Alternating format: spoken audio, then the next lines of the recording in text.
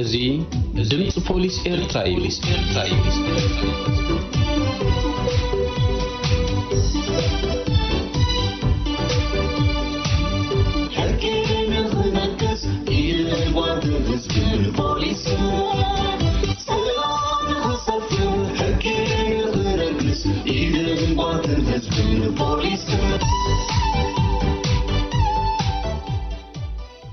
ድምጽ ፖሊስ ኤርትራ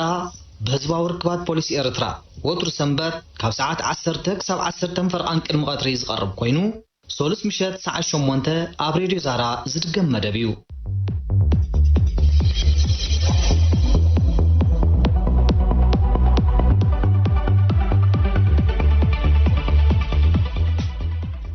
ኣብ ዝተፈላለዩ ቦታታት ኮንኩም መደባት ድምጽ ፖሊስ ኤርትራ ኣብ ምክታል እትርከቡ ክቡራን ሰማዕትና ከመይ ቀኒኹም ዝኸበርኩም ተኸታተልቲ መደባትና ንሎም በኣር ብምኽንያት ዛ በርናጽነት ዝኾነት 24 ጉንበት መበል 30 ዓመት ኣብ ነብዕልዕሉ ዘለና እዋን ድምጽ ፖሊስ ዝተፈላለዩ መደባት ብምድላው ናባኹና ሰማዕትና ክነብሎ ተራሊና ኣለና።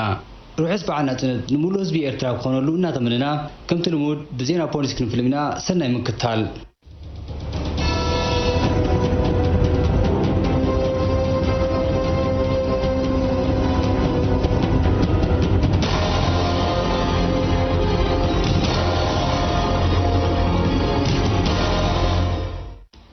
ሰላም ከመይ ትቕንዩ ዝኸበርኩም ሰማዕትና ነዚ ዕለት ዝተዳለወ ሰሙናዊ ሃገራውን ዜና ፖሊስ ይዝናልኩም ቀሪብና ኣለና። ዜና ዘቕርበልኩም ዓወት ጣዕመ ንኣባላት ፖሊስ ኣብ ስርሖም ዝሕግዞም ስልጠና ተዋሂቡ። ንኣስታት 50 ዝኾኑ ኣባላት ፖሊስ ማእከላይ ቤት ጽሕፈትን ዞባ ማእከልን ኣብ ስርሖም ዝሕግዞም ስልጠና ተዋሂቡ። እዚ ንኣስታት 2 ሰሙናት ማለት ካብ 4 ክሳብ 18 ጉንቦት መዓልታዊ ብስሩዕ ክወሃብ ዝቐነየ ስልጠና ንምሕደራ ሓለዋ ፎረንሲክ ሳይንስ ትራፊክ ምክልኻል ምርመራ ገበንን ከምኡውን ንሕግን ፖሊሳዊ ስነ ምግባርን ዘጠቓልል እዩ ነይሩ። ነቲ ስልጠና ካብ ዝሃቡ ሓላፊ ስታፍ መጽናዕትን ውጥንን ፖሊስ ኤርትራ ኮሎኔል ኤልያስ ረድእን ካብ ቤት ጽሕፈት ኣዛዚ ሌተናል ኮሎኔል ተኸስተ ሃብተኣብን ኣብ ዝሃቡ ሓበሬታ እቲ ስልጠና ኣፍሉጥ ኣባላት ፖሊስ ኣብ ኣሰራርሓን ሞያን ፖሊስ ንምብራኽ ዝዓለመ ምንባሩ ጠቒሶም ተሳታፍነት ስልጠንቲ ከዓ ብጽቡቕ ከም ዝግምገም ኣረዲኦም። ስልጠንቲ ብጊደኦም እቲ ዝተዋህቦም ስልጠና ኣብ ሞያ ፖሊስ ንዝጸንሖም ኣፍልጦ ከም ዘዕበዮን ንኣሳልጦ ስርሖም ሓጋዚ ምዃኖም ገሊጾም። ኣብ መዛዘሚ ናይቲ ስልጠና ዝተረኽበ ኣዛዚ ፖሊስ ኤርትራ ኮሎኔል መሓር ጸጋይ ተሳተፍቲን ዝተዋህቦም ስልጠና ብተገዳስነት ሪኦም ኣብ ቦታ ስርሖም ብግብሪ ክዋስኡሉን ንሞያን ኣሰራርሓን ፖሊስ ኣብ ምድንፋዕ ኣበርክቶኦም ክዕዝዙን ተላብዮም። ኣብ ስርቂ ዝተዋፈሩ ይተሓዙ። ኣብ መወዳእታ ዓመት 2020 ኣብ እምኩሉ ባፅዕ ኣብ ሓደ ማዓስከር ማዓፅኑ መሳኹቱን ዝተረቐ ከም ዝተታሕዘ ሓላፊ ምርመራ ገበን ካልኣይ መደበር ፖሊስ ከተማ ባፅዕ ጌቱ በኽሮፅየን ንድምፂ ፖሊስ ሓቢሮም። ጥርጡር ዓብደላ ማሕሙድ ሓመድ ነዚ ዝተጠቕሰ ንብረት መንግስቲ ሰሪቑ ድሕሪ ምውሳዱ ተሰዊሩ ምጽንሑ ዝሓበረ ተሓላፊ ፖሊስ ብዘካየዱ ምክትታልን ካብ ህዝቢ ብዝተረኸበ ሓበሬታን ከም ዝተታሕዘ ወሲኹ ኣረዲዩ። ተጠርጣሪ ነቲ ዝሰረቆ ንብረት ኣብ ኣጋምሸት ኣግማል ጽዒኑ ናብ መንበሪ ቤቱን ኣፍ ዓበትን ኣገይዞ ከም ዝጸንሐን ፖሊስ ብዘካየዶ ጻዕሪ ብምሉእ ብኤግዚቢት ተታሒዙ ምህላው ተፈሊጡ። ምስ ተጠርጣሪ ንብረት ኣብ ምግዓዝ መቐማጥን ምሻጥን ክተሓዋወሩ ዝጸንሑ ኢብራሂም ኢድሪስ ሙሳ፣ ሓሚድ ኢድሪስ ኣድም፣ ሓመድ ማሕሙድ መሐመድ ኑርን ተኸሲሶም ብምህላዎም እቲ ዝረኸብናይ ሓበሬታ የመልክት። በዚ ኣጋጣሚ ስርቂ ንዋር ገበን ስለ ዝኾነ ኣብኡ ዝዋፈሩ ሰባት ሰሪሕካ እምበር ሰሪዕካ ከም ዝሓልፍ ክርድኡን እቶም ንብረት ስርቂ ዘቐምጡን ዝዕድጉን እውን ብገበን ዘሕትቶም ምዃኑ ፈሊጦም ካብዚ ሕጋዊ ተግባራትን ክቁጠቡ ኣተሓሳሲቦም። ተጠቀምቲ ብሽክለታ ንሓደጋ ዘቃልዑን ጉድለታት ኣወጊዶም ክመርሑ ተሓቢሩ። ገለገለ ተጠቀምቲ ብሽክለታ ኣብ እዝኖም መስምዒ ድምፂ ኢርፎን ሰኪዖም ዝንቀሳቐሱ ብቕድሚትን ድሕሪትን ሰባት ዝጎራብቱ ብሓደ ኢዶም ንብረት ተሰኪሞም ዝጓዓዙ ብሞባይል እናተራኽቡ ዝመርሖም ከም ዘለው እዚ ከዓ ሓደጋ ዝቃልዕ ብምዃኑ ካብ ምዝውታሩ ክቁጠቡ ኣብ ጎደናታት ኣስመራ ተመዲቦም ዝሰርሑ ዘዘራርብ ናዮም ኣባላት ፖሊስ ትራፊክ ገሊፆም። ብፍላይ መስምዒ ድምፂ ሰኪዖም ዝንቀሳቐሱ ተጠቀምቲ ብሽክለታ ብድሕሪኦም ኮይኖም ጥሩምባ ንዝገብርሎም መራሕቲ መካይን ከይሰምዑ ጽርግያ ዓፂኦም ከም ዝጓዓዙን ንመራሕቲ ተሽከርከርቲ ጠገም ከም ዝፈጥሩን ኣረዲኦም። እዚ ተርእዮ እዚ ኣብ ገለገለ ጽርግያ ዝቆርጹ ኣጋር ተጓዓዝትን መራሕቲ መካይን ከም ዝዝውተርን ንሕግታት ትራፊክ ዘጥሕስ ጉድለታት ንምፍጻም ከም ዝድርኾምን ወሲኾም ገሊፆም። ኣብ መወዳእታ መራሕቲ ተሽከርከርቲ ብሓፈሻ ተጠቀምቲ ብሽክለታ ድማ ብፍላይ ኣብ ጉዕዞ ኣቓልቦም ካብ ዝሰርቁ ተግባራት ርሒቖም ብጥንቃቐን ህድኣትን ክመርሑ ኣተሓሳሲቦም። ዝኸበርኩም ሰማዕትና ዜና ውሽጢ ሃገር ኢኹም ክትከታተሉ ጸኒሕኩም። ድሕሪ ዝሓጻር መሰጋገሪ ኣህጉራዊ ዜና ይስዕብ።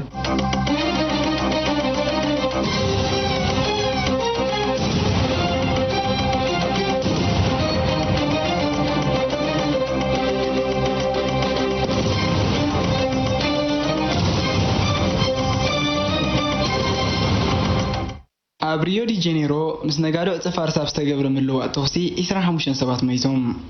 ፖሊስ ብራዚል ኣብ ሻውላት ከተማ ሪዮ ዲ ጄኔሮ ነጋዶን ኣከፋፈልቲ ዕፅፋር ስንመሓዝ ኣብ ዘካየድዎ ስርሒት ሓደ መኮነን ፖሊስ ዝርከቦም 25 ሰባት ከም ተቐትሉ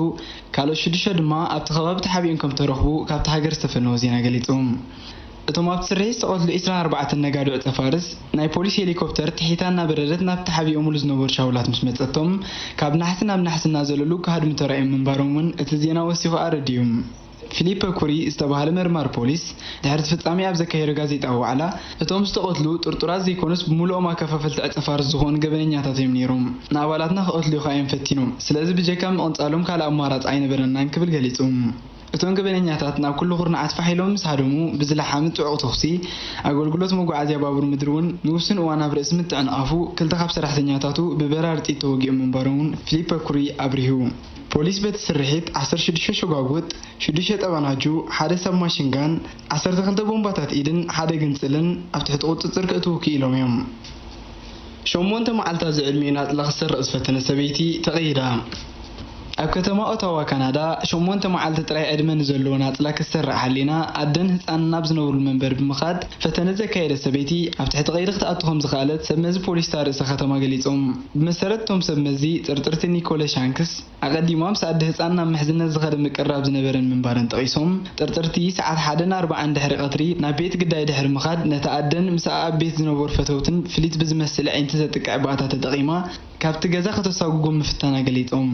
ጥርጥርቲ ነዚ ድሕሪ ምፍጻማ ብኡንብኡ ሓበሬታ ክረኽቡ ከም ዝኽኣሉ ወሲኾም ዝሓበሩ ፖሊስ ጎረባብትን ኣብቲ ቤት ዝነበሩ ኣዝማድን ተሓባቢሮም ጥርጥርቲ ፖሊስ ክሳብ ዝመፅኦም ኣብ ትሕቲ ቁፅሮም እትዮም ኣምፅንሖምን ተፈሊጡሎም በዚ መሰረት ፖሊስ ርእሰ ከተማ ኒኮላስ ሻንክስ ብስርቂ ትሕቲ 14 ዓመት ቆልዓ መጥቃዕቲ ኣደን ኣዝማድን ዋነዚ ሕጋውን ሓደገኛን ባእታ ናብቲ ቤት ጠኒና ብምእታው እንባጋሮ ብምፍጣራን ዘካተቱ 10 ክስታት ቀሪቦምላ ከም ዘለውን ጉዳያ ክሳብ ጻራ ቤት ማሕበስ ክትቀኒ ምዃናን ሓቢሮም ኣለዉ ናይ መወዳእታ ዜና ፖሊስ ዋጋ 150 ሚልዮን ባሃት ዝግመት ኣደንዛዚ ከኒናታት ተታሒዙም ኣብ ታይላንድ ዋጋ 150 ሚልዮን ባሃት ዝተሰመየ ባጤራት ሃገር ዝግመት ልዕሊ 700,000 ኣደንዛዚ ከኒናታት ሂዞም ዝጸንሑ ጥርጡራት ኣብ ሰሜናዊ ምብራቕ ናይቲ ሃገር ከተማ ናኮሆን ፋኖም ኣብ ትሕቲ ቀይዲ ከም ዝኣተዉ ፖሊስ ከተማ ናኮሆን ፋኖም ሓቢሩ ብዘይካዚ ካልኦት ክልተ መካይን እውን ሓሽሽ ጽዒነን ብምጽናሕን ክትሓዘ ከም ዝኽኣላ ፖሊስ ከተማ ወሲኹ ሓቢሩ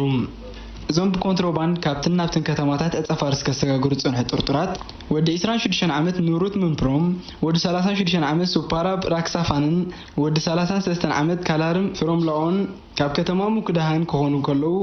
ወዲ 21 ዓመት ቻክሪት ፓክናታ ድማ ካብ ከተማ ባንኮክ ምዃኑ ሓላፊ ፖሊስ ከተማ ኣነፂሩ ጥርጡራት ኣብ ዝሓለፈ 2 ኣዋርሕ ብዘይሕጋዊ መንገዲ ኣስታት 5 ሚልዮን ኣደንዛዝ ከኒናታትን ሓሽሽን ናብ ከተማ ናኮሆን ፋኖም ከም ዝእተዉ ድሕሪ ዝተኻየደሉ ምርመራ ተፈሊጡ ኣብቲ ዝተኻየደ ስርሒት ኣማሓዳሪ ከተማ ናኮሆን ፋኖም ክራይሳሮን ኮንግቻላርድ ሓላፊ ፖሊስ ሜጀር ጀነራል ታናቻርት ሮድኮሎንግታንን ተሳቲፎም ምንባሮምን ተገሊጹሎም ዝኸበርኩም ሰማዕትና ነዚ ዕለት ዝተዳለዉ ሰሙናዊ ዜና ፖሊስ በዚ ተፈጺሙሎ ምስ ተረፉ መደባትና ንሓድገኩም ብወገነይ ሰላም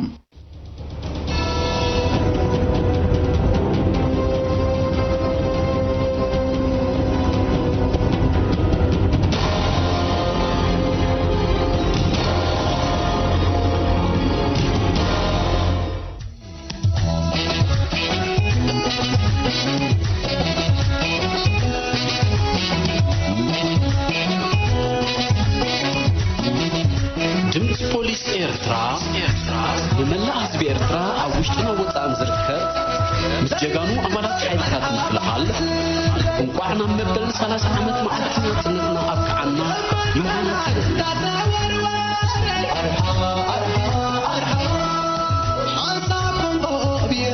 وطرو نخل دلوات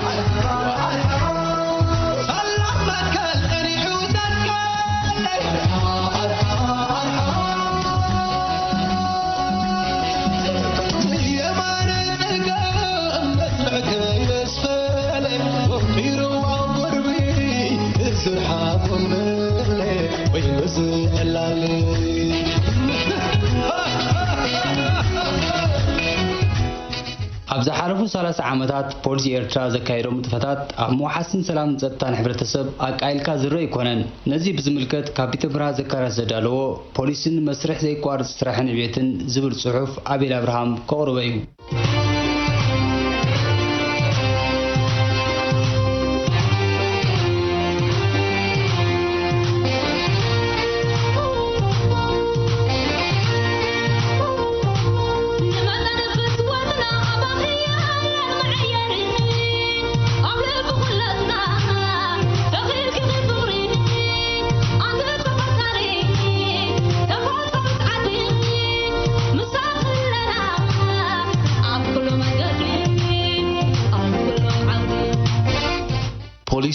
ፖሊስን መስራሕ ዘይቋርጽ ስራሕን ዕብየትን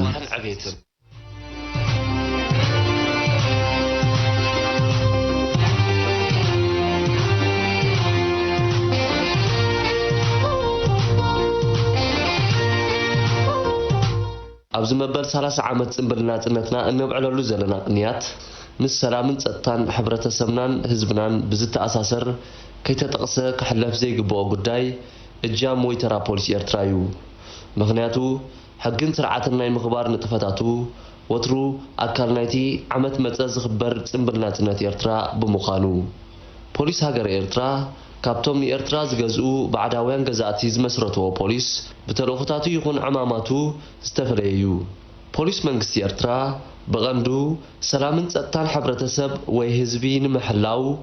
ብተወፋይነትን ዕቱብነትን ክሰርሕ ከሎ ኣብ ትሕቲ መግዛእታዊ ስርዓታት ቀይሙ ዘገልግል ዝነበረ ፖሊስ ግን መሰረታዊ ተልእኹ ተቃውሞታት ህዝቢ ብምጭፍላቕ ዕምሪ መግዛእቶም ንምንዋሕ እዩ። ንመግዛእታዊ ፖሊስ ኣብ እዋን መግዛእቲ ጣልያን ካብ 1890 ክሳብ 1941 ኣብ እዋን መግዛእቲ እንግሊዝ ካብ 1941 ክሳብ 1952 ኣብ እዋን ፌደሬሽን ካብ 1952 ክሳብ 1962 ኣብ እዋን መግዛእቲ ኢትዮጵያ ስርዓታት ሃይለ ስላሴን ደርግን ካብ 1962 ክሳብ 1991 ብዝምልከት ዝተኻየዱ መጽናዕታዊ ጽሑፋት ከዓ ነዚ ሓቂ እዚኦም ዘረጋግጽዎ። ስለዚ ድማዮም ናይ ህዝቢ ሰላምን ጸጥታን ዘይኮነ ናይቶም ኣብ ስልጣን ተኾይጦም ዝገዝኡ ባዕዳውያን ሰላምን ጸጥታን ከውሕሱ ብዕላማ ዝቆሙ ህዝባዊ ግንባር ሓርነት ኤርትራ ናይ ሓፋሽ ውድብ ብምዃኑ እቲ ሰላምን ጸጥታን ንኽኽብር ድሕሪ ናጽነት ዝተመስረተ ፖሊስ ኤርትራ ህዝባዊ መሰረት ዝነበሮ እዩ። እቲ ኣብ ዝተፈላለያ ክፍልታት እቲ ውድብ ተመዲቦም ዝሰርሑ ብዝነበሩ ተጋደልትን ኣብ መግዛእታዊ ስርዓት ኢትዮጵያ ፖሊስ ብዝነበሩ ኤርትራውያን ወታደራትን ሃኢሉ ንጥፈታቱ ዝፈለመ ፖሊስ ኤርትራ መጀመርያ ኣብ ታሕቲ ሚኒስትሪ ውሽጣዊ ጉዳያት ስዒቡ ድማ ኣብ ታሕቲ ዞባዊ ምምሕዳር ተወዲቡ ንጥፈታቱ ከሰላስል ድሕሪ ምጽናሕ ኣብዚ እዋን እዚ ኣብ ታሕቲ ጽላል ወኪል ሃገራዊ ድሕነት ዕማማቱ ዘሰላስል ዘሎ መንግስታዊ ትካል እዩ። ፖሊስ ኤርትራ ከም ኩሎም ትካላት መንግስቲ ኣብ ውሽጢ ዘን ዝሓለፋ 30 ዓመታት ኣሰራርሑኡ ይኹን ዓቕሚ ሰቡ ክብ ንምባል ኣበርቲዑ ሰሪሑ እዩ። ከም መርኣያ ናይቲ ዝተኻየደ ሓያል ጻዕሪ ኣብዚ እዋን እዚ ኣብ 6 ዞባታት ሃገርና 54 መደበራት ፖሊስን 37 ንቕጣታትን ቆይመን ይርከባ። ማእከላይ ቤት ጽሕፈት ድማ ንስታፋት ኢንስፔክሽን መጽናዕትን ውጥንን ዜናን ህዝባዊ ርክባትን ጨናፍር ድማ ሓፈሻዊ ኣገልግሎት ምምሕዳርን ፋይናንስን ምክልኻል ገበንን መርመራ ገበንን ዘጠቃለለ እዩ። ኩሉ ከም ዝግንዘቦ መሰረታዊ ዕላማ ወይ ተልእኾ ፖሊስ ኤርትራ ጸጥታን ሰላምን ህዝቢ ንምውሓስ እዩ። ነዚ ከዓ ገበን ከይፍጸም ብምክልኻልን ገበን ምስ ዝፍጸም ድማ ገበነኛታት ቀይዱ ኣብ ፍርዲ ብምቕራብን የረጋግጾ። ይኹን እምበር ብዘይ ተሳታፍነትን ምትሕብባርን ህዝቢ ክዕወት ከም ዘይክእል እምነቱ ጽኑዕ ብምዃኑ ጸጥታዊ ንቕሓት ህዝቢ ናይ ምምራሕ ስራሕ ቅድመ ግንባር ሰሪዑ ዝንቀሳቐሰሉ ዕማም እዩ። እቲ ብመራኸቢ ብዙሃን ማለት ሬድዮን መጽሔትን ባህልን ህዝባዊ ኣኼባታትን ወዘተ ዘካይዱ ሓያል ጎስጓስ ድማ መርኣያ እዩ። ኣብ ንጥፈታት ምክልኻልን መርመራን ገበናት ጽፉፍ ውዳበን ልዑል ጻዕርን ኣባላት ወሰንቲ እኳ እንተኾኑ ገበነኛታት ካብ ግዜ ናብ ግዜ ብዝኽተልዎ ረቂቕ ኣፈጻጽማ ገበናት ኣገዳስነት ዓውዲ ላቦራቶሪ ፖሊስን ፎረንሲክ ሳይንስ ብኡ ዝሰልጠነ ዓቕሚ ሰብን ዕሽሽልካ ዝሕለፍ ኣይኮነን። ፖሊስ ኤርትራ ኣብ ውሽጢ ዝሓለፈ 30 ዓመታት ኣባላቱ ኣብ ዝተፈላለዩ ዞባውን ኣህጉራውን ስልጠናታት ክሳተፉ ጸኒሖም እዮም። ዓቕሚ ሃገር ዘፍቅዶም መሳርሕታት እውን ተኣታትዮም እዮም። ከም ውፅኢት ናይዚ ከዓ ላቦራቶሪ ፖሊስ ብገዛእቲ ሓይልታት ኢትዮጵያ ካብ ዘጋጠሙ ዕንወት ወፂኡ ዝምስገን ልምዲ ስራሕን ተዓጻጻፍነትን ኣኻዕቢቱ ንዝለዓለ ምዕባለ ባይታ ኣንጺፉ ምህላው ይፍለጥ። ሰነዳት ቤት ጽሕፈት ኣህጉራዊ ውድብ ፖሊስ ኢንተርፖል ኣስመራ ከም ዝሕብሮ ፖሊስ ኤርትራ ኣብ ውሽጢ ዘን ዝሓለፋ 30 ዓመታት ብዘካየዶ ዲፕሎማስያዊ ቃልሲ ዝምድናታቱ ከስፍሕ ክኢሉ እዩ። ሓደ ካብኡ ኤርትራ ኣባል ኣህጉራዊ ውድብ ፖሊስ ኢንተርፖል ድሕሪ ምዃና ምስ ዝተፈላለየ ሃገራት ርክባት ክፍጠር ክኢሉ ጥራይ ዘይኮነ ኣባላቱ ዓቕሞም ክብ ከብልሉ ዘኽእሎም ዝተፈላለዩ ሰሜናራትን ዓውደ ዘተታትን ክሳተፍ በቂዕ እዩ። አንጻር ግብረ ሽበራን ስግረ ደባዊ ገበናትን ብዝምልከት ኣብ ኬንያን ኣልጀርያን ንሜላታት ኣተኣኻኽባን ኣጠቃቕማን ስልያዊ ሓበሬታ ብዝምልከት ኣብ ኡጋንዳ ንኣተሓሓዛን መሰል ደቂ ሰባትን ኣብ ትካላት ኣተግበርቲ ሕጊ ብዝምልከት ኣብ ሲሸልስ ዞባዊ ኣኼባ ንሓለፍቲ ፎረንሲክ ኣባል ሃገራት ኢንተርፖል ምብራቕ ኣፍሪቃ ኣብ ሱዳን ናተዓቃቅባን ምሕደራን ዝሕጋዊ ብረት ኣብ ኢንተርፖል ዳታቤዝ ዝምልከት ኣብ ኬንያ ንኒክሌራዊ ግብረ ሽበራ ምክልኻል ኒክሌራዊን ጥረ ነገራትን ብዝምልከት ኣብ ኦስትሪያ ወዘተ ገለ ካብቶም ክትቀሱ ዝኽእሉ እዮም እዚ ጽሑፍ እዚ ፖሊስ ኤርትራ ካብ ዝተመስረተሉ ግዜ ኣትሒዙ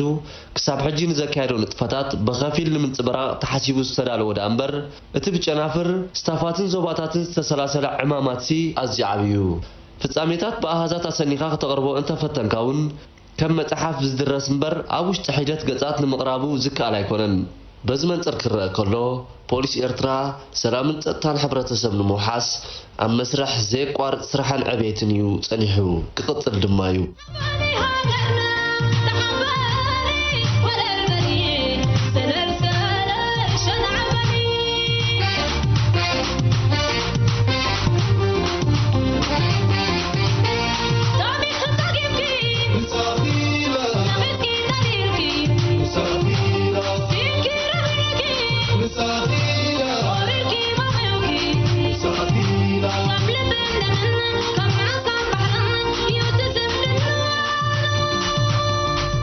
ኣብዚ ሓለፈ መደብና ምስ ኣባላት ፖሊስ ዞባ ዓሰባን ዞባ ደቡብን ዝተኻየደ ቃለ መሕትት ኣቕሪብናልኩም ነርና ከም መቐፀልታ ናይዚ ንሎም እምበኣር ምስ ገለ ካብ ኣባላት ፖሊስ ዞባ ማእከል ዝተኻየደ ኤርምያስ ኣስፋ ኣዳልይወሎ ተኸታተሉ ፖሊስን ቅንያት ናጽነትን ዕላል ምስ ኣባላት ፖሊስ ዞባ ማእከል ዝኽበርኩም ሰማዕቲ ድምፂ ፖሊስ ኤርትራ እዚ ቅንያት እዚ ህዝቢ ኤርትራ ወትሩ ንኹሉ ድልዋት ብዝብል ቴማ መበል 30 ዓመት መዓልቲ ናጽነቱ ዘብዕለሉ ዘሎ ቅንያት እዩ ስለዝኾነ ድማ ድምፂ ፖሊስ ኤርትራ ነዚ ክቡር በዓል ዘንጸባርቑ ፍሉያት መደባት ክትፍኑ ቀንያላ በዚ መሰረት ኣብ ዝሓለፉ ሰናብቲ ምስ ኣባላት ፖሊስ ዞባታት ዓንሰባን ደቡብን ዝተኻየደ ዝርርብ ኣቕሪብናልኩም ነርና ኣብቲ መደብ ኣብዚ ቅንያት እዚ ኣባላት ፖሊስ ሕግን ስርዓትን ከኽብሩ ኣብ ዝዋፈሩሉ ህዝቢ ዘርእዮም ሓልዮትን ዝልግሰሎም ክብርን ብወገን ኣባላት ፖሊስ ትራፊክ ድማ ነዚ በዓል ኣብ ምድማቕ ዘካየድዎ ናይ ምዕጃብ ንጥፈታት እንታይ ይመስል ገሊፆምና ነይሮም ከም መቐፀልታ ናይ ዝምባር ንሎሚ ኣባላት ፖሊስ ዞባ ማእከል ኣብ ቅንያት ዕለተ ናጽነት ዘካየድዎ ንጥፈታት ዘሎም ጦብላሕታ ናይ ህዝቢ ተሳታፍነትን ምትሕብባርን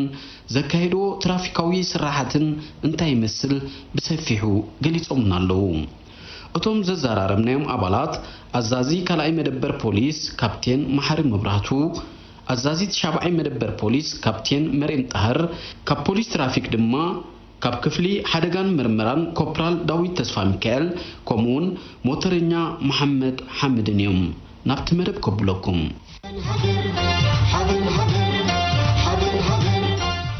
ሽም ሰማዕቲ ድምፂ ፖሊስ የመዝግነኩም ናብ ሕቶታትና ክንኣቲና በዓል ናጽነትና ኣብ ጎደናታት ይኹን ካልኦት ጽምብል ዝካየደሎም ቦታታት ሕግን ስርዓትን ክብር ኣብ ዝዋፈሩሉ ኣባላት ፖሊስ ማለት እዩ ህዝቢ ጸጥታ ከባቢ ንምኽባር ዘርእዮ ተሳታፍነት ዝካየድ ንጥፈታት በኣካል ተሳትፎ ይኹም ብዛዕባ እዚ ክትገልጹልና ፈለማ ብኣኻ ክጅምር ካፕቴን መሓሪ ብጣዕሚ ጽቡቕ እዩ ምክንያቱ ነዊሕ ዓመታት በዓል ናጽነት ኣኽቢርና ኣሕሊፍና ኢና ናይ በዓል ናጽነት ተሳትፎ ወገን ጸጥታ ህዝቢ ኣዝዩ ዝምስገን እዩ ምክንያቱ ህዝብና ኣገዳስነት ጸጥታ ኣብ በዓል ናጽነት ጥራይ ዝኾነስ ኣብ ዝኾነ እዋን ስለ ዝርድኦ ቅንያት በዓል ናጽነት ክመጽእ ከሎ ከይተሓበረ ባዕሉ ቅድመ ምድላው ዝገብር ብውዳቤታቱ ቢሉ ብኩሉ መዳይ ተወዲቡ ስለ ዝሰርሕ ብፍላይ ከዓ ንኣኽበርቲ ጸጥታ ንዓና ንኣባላት ፖሊስ ወላ ብውልቀ ይኹን ብሓፈሻ ክንገብሮ ዝግባአና እንታይ ክንሕግዘኩም ኢሉ ምሳና ክትሓባበር ድሉ ከም ዘሎ የረጋግፀልና እዩ ብተወሳኺ ኣብቲ ቅንያት በዓል ናጽነት ንሕና ኣብ ስራሕ ተዋፍርናሉ ግዜ ዝተፈላለየ ጌጋታት ወይ ሕማቕ ነገራት ሕማቕ ተግባራት ክርኢ ከሎ ይሕብረና ዓቕሙ ዘፍቅዶ ከዓ ባዕሉ ነቶም ሕማቕ ተግባር ክፍጽሙ ዝጸንሑ ትሕቲ ዕድመ ይኹንሉ መንእሰያት ይኹኑ ሒዙ ናብ ሕጊ የቕርቦም እዩ ምክንያቱ እዚ ህዝቢ እዚ ናጽነት ከመይ ኢላ መፅያ ብግቡእ ዝርዳእ ህዝቢ እዩ ናቱ ስለ ዝኾነት ቅድሚ ወርሒ ቅድሚ 2 ወርሒ በዓል ናጽነት ክቀላቀል ከሎ ኣቐዲሙ ዝውከሰካ ኣብ ኩሉ ዞባታት ተንቀሳቒስና ንሰርሕ ስለ ዝኾንና ሓደ ዓይነት ስምዒት ሓደ ዓይነት ድሌት ሓደ ዓይነት ኣተሓሳስባ ሓደ ዓይነት ንቕሓት ኣብቲ ህዝቢ ኣሎ እዚ ብጭቡጥ ከጋጥመና ዝጸኒሐ እዩ ሕጂ እውን ኮሚዲ ዝቕፅል ዘሎ ማለት እዩ ስለዚ ኣብ ቅንያት በዓል ናጽነት ፖሊስ ኣብ ጎደናታት ተዘርጊሑ ክሰርሕ ከሎ التهزبي دخام نايتي بوليس بقبو ترديو استفلالي متحوارات يقبل قال بوغلو دلو كوينو يصنح يكاتاتل سرعة أبوغو يزكاي سلازي ني بوليس هزبي زغورو حجز